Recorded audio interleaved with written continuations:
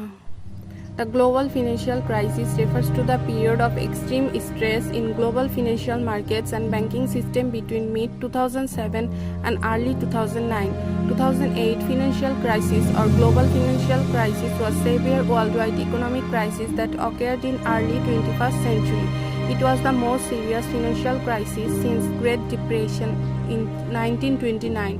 Predatory lending targeting low-income homebuyers and excessive risk-taking by global financial institutions and busting of United States housing bubble culminated in a perfect storm. Mortgage-backed securities (MBS) tied to American real estate as well as vast web and derivatives linked to those MBS collapsed in value. Main causes of GFC: increased borrowing by banks and investors in the lead up to the GFC. Banks and other investors in United States and abroad borrowed increasing amounts to expand their lending and purchase MBS products. Borrowing money to purchase an asset, known as increase in leverage, magnifies potential profits but also magnifies potential losses. As a result, when house prices began to fall, banks and investors incurred large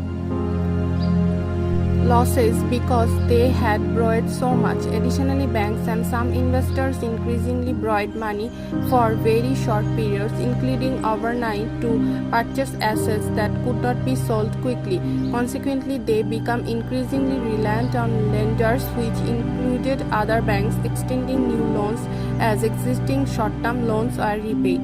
Excessive risk-taking in favorable macroeconomic environment.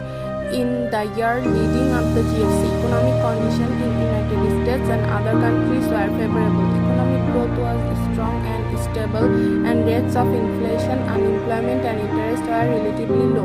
In this environment, house prices grew. Expectation that house price would continue to rise led households in the United States especially to borrow imprudently to purchase and build houses. A similar expectation on house prices also led property developers and households in European countries such as Iceland, Ireland, Spain, and some countries in Eastern Europe to borrow excessively. Many mortgage loans, especially in United States, are for amounts close to the purchase price of a house. A large share of such risky borrowing was done by investors seeking to make short-term profits by flipping house and subprime borrowers who have higher default risks, mainly because their income and wealth are relatively low and or they have missed loans repayments in past. On April 17, 2007, the Federal Reserve announced that the federal financial regulatory agencies that oversee lenders would encourage them to work with lenders to work out loan arrangements rather than foreclose. Alternative to foreclosure included converting the loan to fixed-rate mortgage and receiving credit counseling through the Center for Foreclosure Solutions. Banks that worked with borrowers in low-income areas could also receive Community Reinvestment Act benefits. In September, the Fed began lowering interest rates. By the end of the year, the Fed funds rate was 4.25%, but the Fed did not drop rates far enough or fast enough to calm markets. The subprime crisis reached the entire economy by the third quarter of 2008 when GDP fell by 2.1%. On September 29, 2008, the stock market crashed. The Dow Jones Industrial Average fell 770.68 points intraday trading. Until 2018, it was the largest point drop in the history. It plummeted because Congress rejected the bank bailout bill. Although a stock market crash can cause a recession, in this case it had already begun.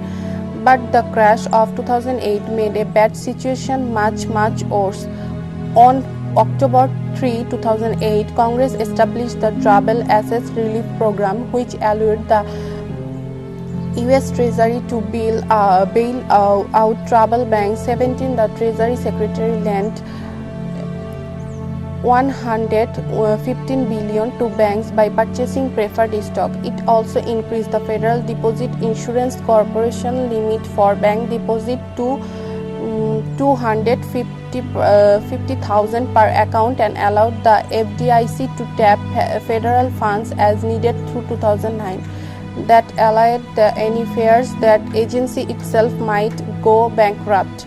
On February 17, 2009, Congress passed the American Recovery and Reinvestment Act, the $787 billion economic dollar stimulus plan ended the recession. It granted $212 billion in tax cuts and $575 billion in outlets, including $311 billion for new projects such as healthcare, education, and infrastructure initiative. On February 18, 2009, Obama announced a $75 billion plan to help stop foreclosure. The Homeowner Stability Initiative was designed to help 7 to 9 million homeowners before they got behind their payments. Most banks will not allow a loan modification until borrower misses 3 payments. It subsidized banks that restructured or refined their mortgage. However, it was not enough to convince banks to change their policies. Making home affordable was an initiative launched by Obama administration to help homeowners avoid foreclosure. The program generated more than 1.7 million loan modifications in its lifespan.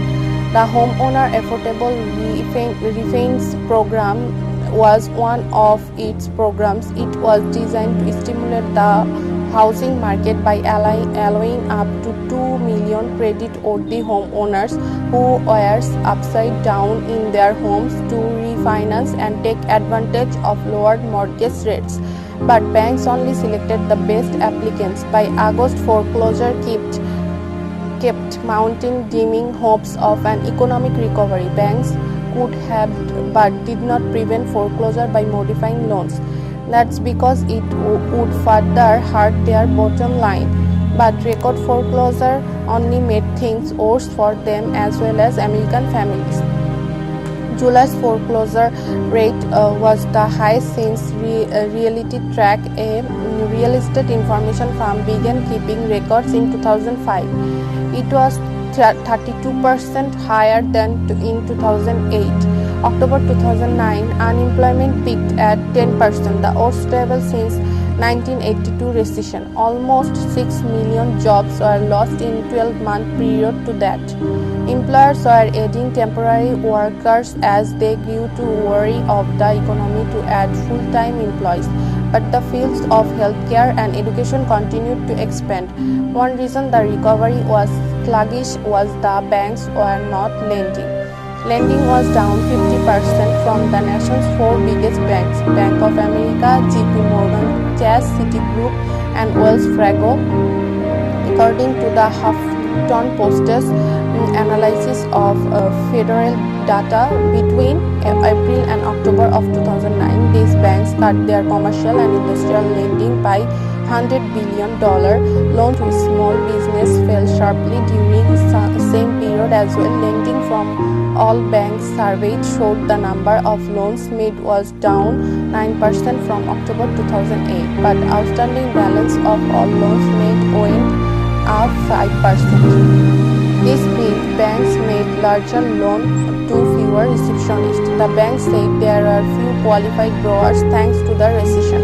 Businesses said the banks tightened their lending standards. But if you looked at